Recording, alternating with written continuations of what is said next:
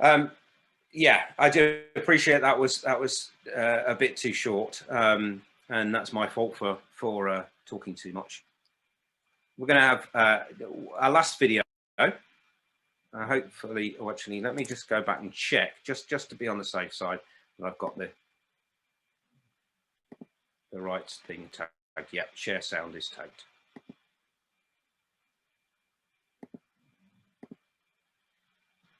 Hi, I'm Dave Lloyd. I'm the acting priest in charge of St Thomas Norwich, a city centre resource church that was revitalised out of HTB 7 years ago.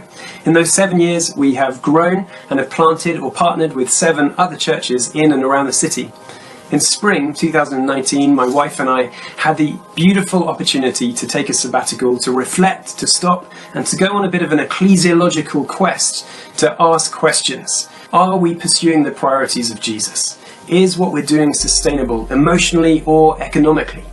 We'd been impacted by Francis Chan's letter to the church. It had challenged us, so we attended his church intensive in San Francisco and explored house church and other models of church. What I found in San Francisco really broke me. I realized that as a church leader, I could attend many meetings and make many decisions without even needing to pray or read much of scripture. I wasn't growing in godly character, it seemed I was growing in busyness. And in that time, the Holy Spirit kept on speaking to us, and it was the same word, garden. With that came a clear picture to tend to our roots and to begin to develop disciples underground for when the Church of England closes its doors, to in a way unchurch the churched so that they could be rediscipled and become agile in mission. We wrote down the vision and kept it in our back pocket, a vision for a network of house churches in Norfolk, but I knew it didn't fit into the landscape of the diocese or even our own church. But let's just say it was like a scene from Evan Almighty. God kept sending us disconnected people who had the same vision in almost ridiculous and comical ways. It culminated at Focus, Pete Gregg prayed, and he had a picture of seeds underground germinating in Norfolk. We knew we needed to do something, so we began to worship as a family of 4 on Tuesday nights. Jesus said, when you pray, go into your room, close the door, pray to your Father who is unseen. Then your Father who sees what is done in secret will reward you.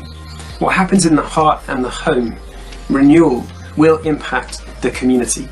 Today we have around 100 people in the garden over about 10 locations, and 2 of those locations, perhaps most excitingly, are in areas that the Diocese of Norwich was looking to plant. We're united by 5 core values from Acts 2: devoted worshippers, loving families, equipped disciple makers, spirit-filled missionaries, and suffering sojourners. We meet each week in homes, and where possible to meet once a month as a wider family reunion for a gathered worship service, and to act as a Kickstarter crowd for planting in new areas where God's doing a new thing. In the last 9 months, we've seen a number of people come to faith, but it's also been incredibly encouraging to see existing disciples be reignited in their faith and young leaders raised up as pastors. What wasn't at first obviously viable is now playing a part in the diocesan planting and revitalisation plan within the county.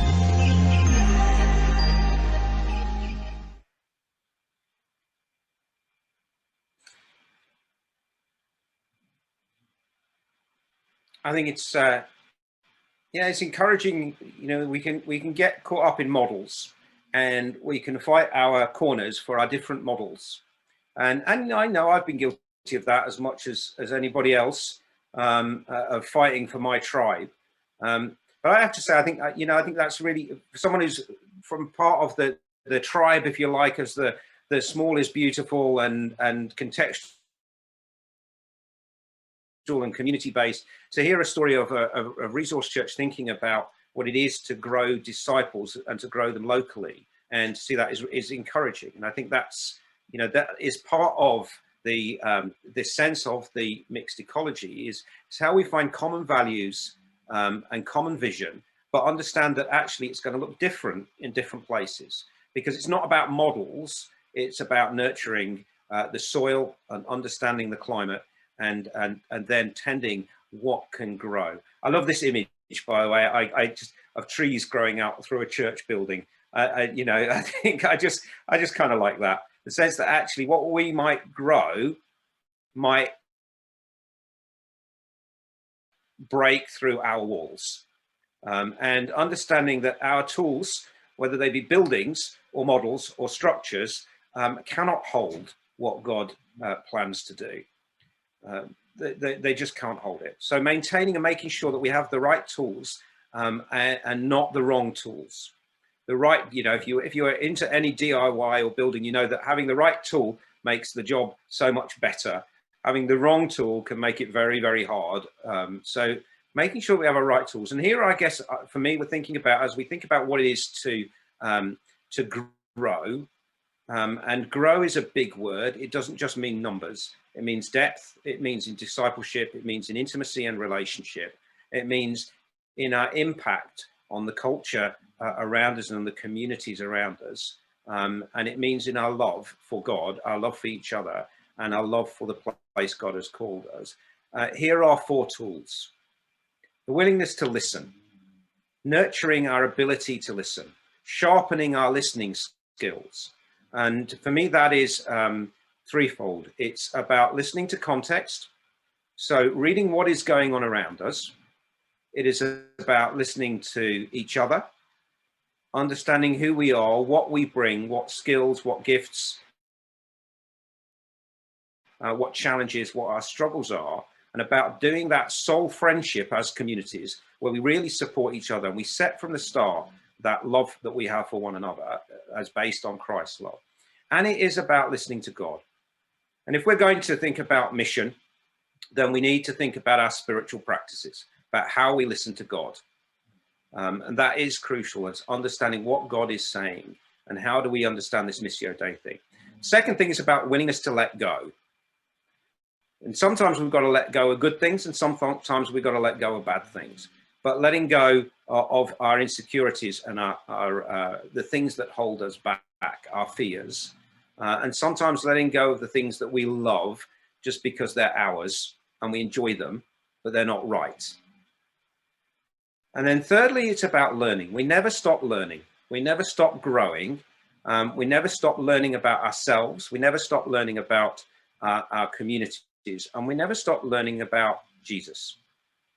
There's a lovely little story that Mike Frost tells about his community in Australia, Small Boat, Big Sea, where they have a little practice each month where they have a little card that's got bless written on it. And these are little values little things that they do. And they things like, you know, eat with somebody new, listen to somebody, learn something new about Jesus is one of them.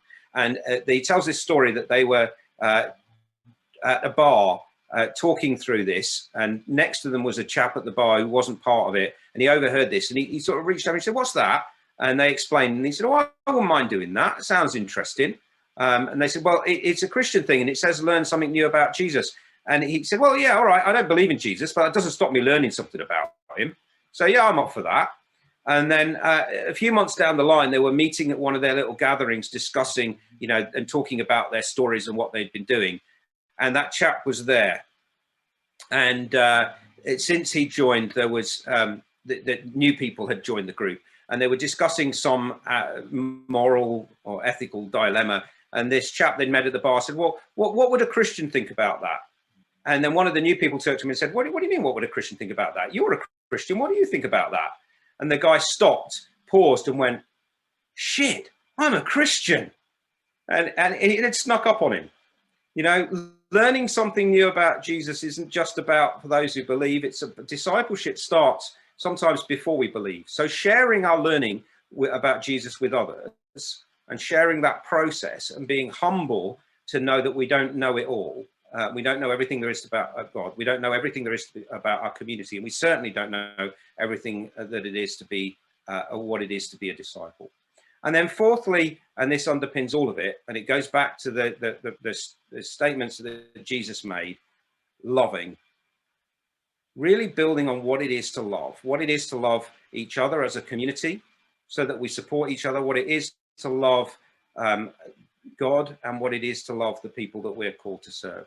To love one another as Christ has loved us, and to love God as our one source, the one true God, and to love our neighbours as ourselves. So for me, those, all nice bit of Anglican, a bit of alliteration, but those are the tools that we need if we're going to do mission. the ability to listen, the willingness to let go, the passion and commitment to ongoing learning, and at the heart of it, the need to love one another, to love God, and to love those we are called to see. If we can develop and sharpen and hone those tools, then something interesting might grow. We're going to stop for, we've got a few minutes left for a plenary, so I'm going to come off share. Thanks, Mark. I'm going to, obviously, if you want to write a question in the chat, please do, but I've got my eye on the screen. I can only see one screen at a time, but if you want to give us a shout or wave or mute yourself and say something, we'll try and make sure your questions to Mark get answered. So anybody got something burning already? That's something you want to ask Mark, something, or a matter of clarification, or you want to say something a little bit more about an area?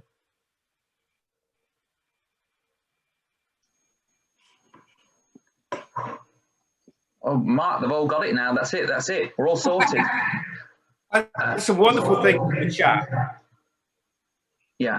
And I think, yeah, just some, not questions, just actually additions and yeah, from what we've been saying. So there's some great little things about letting go, about vulnerability, about the ability or developing the skill of noticing, and noticing as part of that listening. And sometimes we get too busy to notice. So yeah, there's some really good stuff on the chat. Some people having fun with the farming metaphor as well. Any questions then?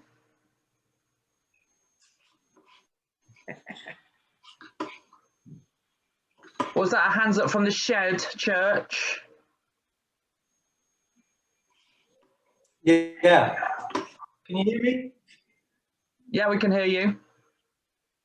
Oh, great. Thanks, Mark, so much for all your input. Great stuff. I was just thinking about preaching and teaching in kind of this new ground, this new ecology. And is there still a role for preaching, or is it more conversational? I just kind of wondered about that, about preaching and teaching in the new ecology. Yeah, I mean, I think there are different roles. I think to discover different forms of the way that we teach that's perhaps sometimes is less didactic, less speaking at and more speaking with.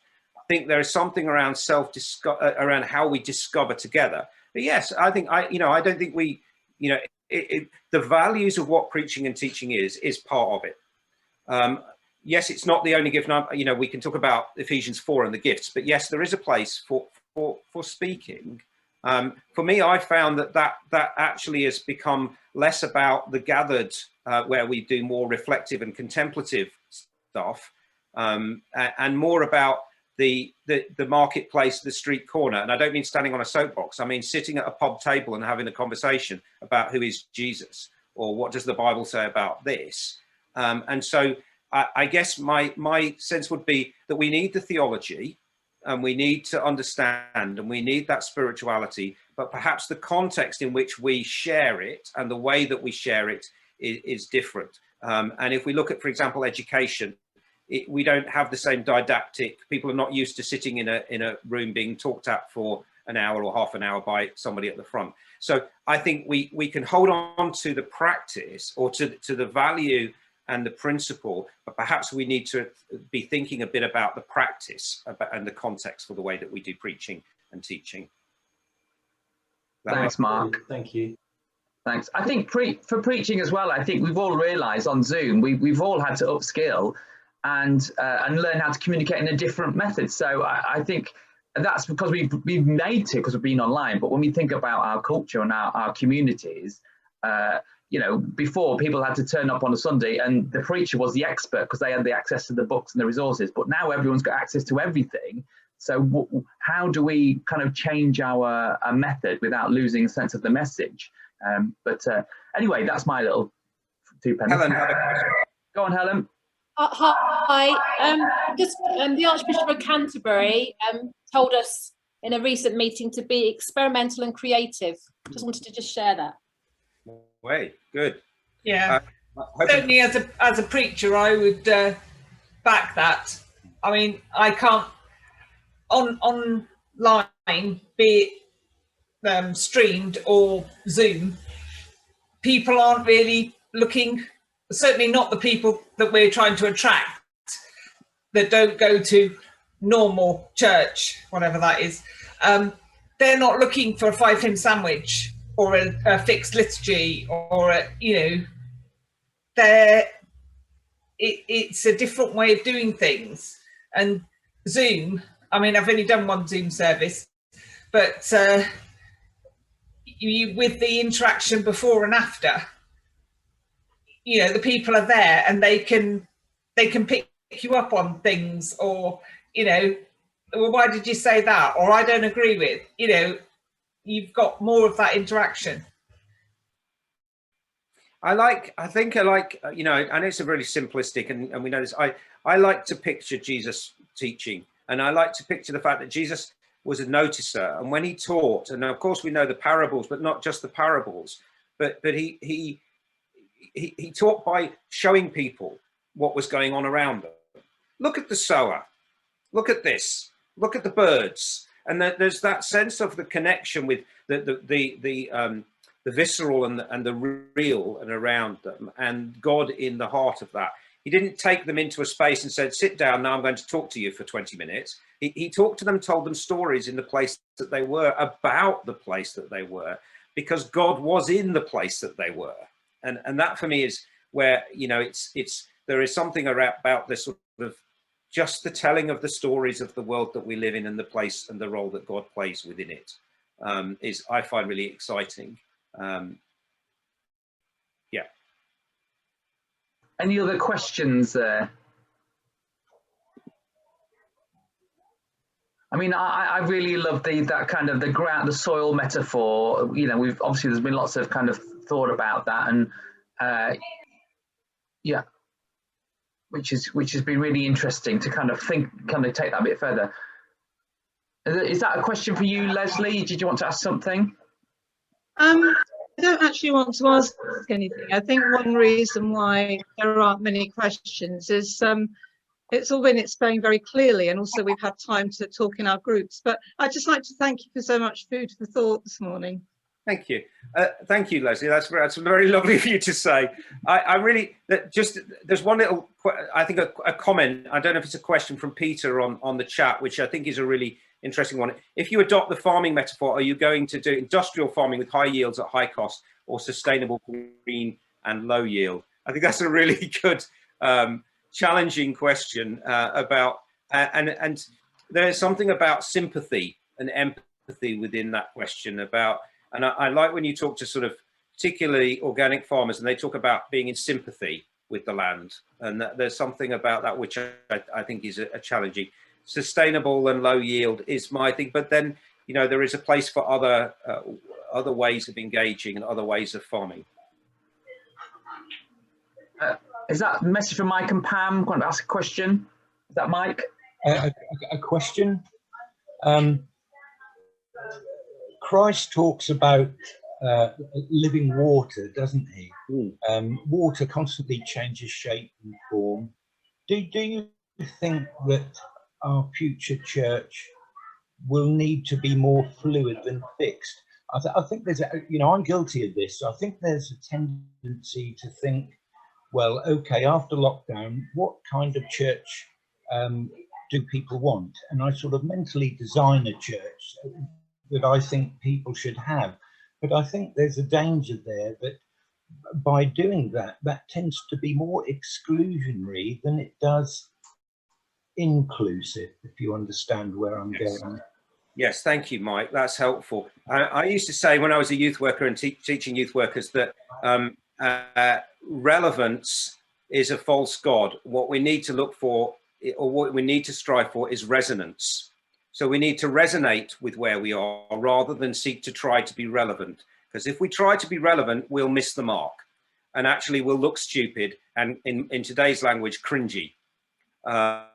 So we've tried too many times to be relevant, and we're not going to compete with the entertainment world. We're not going to compete with the social media world. So actually, what is church?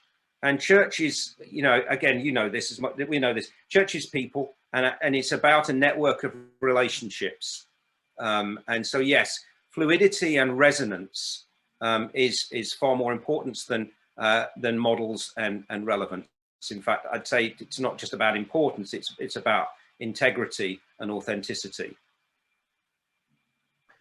Thank you, everybody. I think Mark, look, that's given us loads of food for thought. You know, if you know, some of us sometimes want to just tell me what to do, Mark, and we've not had that today. What we've had to go away and do our own work, because Mark has shown us that we need to listen to our context, don't we? It's not just like implement this and everything will be right. And there's something in us that always wants that. Just give us the magic bullet. But there is no magic bullet. But there are tools. If we implement them, Mark's mentioned the listening, the loving, and letting go, and whatever the other L was, learning, then we will get there. And whatever we do is going to be so different, because there are different soils. If we push the soil metaphor, we all have different soils in our gardens. Mine's a clayey soil, and the grass is awful because the kids are always running around on it. But so thank you, Mark, so much for what you've shared with us today. And just so I put in the chat, and I almost in the email I sent out as well, there's a feedback form. I find it really useful for the feedback. I know Mark appreciates that, or would appreciate any feedback. And any questions that actually after the event you think, that's what I really wanted to ask, feel free to email. You can either email me, info at, not info, that's it, mission.enablers at Norwich, Diocese of Norwich, whatever it is. You can email me, but if you want further, I will be sending out a fact sheet. Mark's going to kind of summarize some of his thoughts and any kind of key links that we'll put on the chat. I will kind of encapsulate them and send them out to you. And so hopefully, if you want to, you can stay in contact, and we'll let you know about when other events are on. But thank you so much. And I'm sure all of you want to say thanks to Mark Well. And thank you to all those people who submitted videos. I can see a lot of them have been here on the chat today. So thank you so much. That's it. Go and have some lunch, have a well-earned break, and go and think about your gardens, think about the soil, and think about the soil of your communities, and pray and kind of experiment and imagine what God wants to do with your little patch of God's green earth. Thank you so much for being with us today, and have a great day. Bye, everybody. Goodbye. Bye.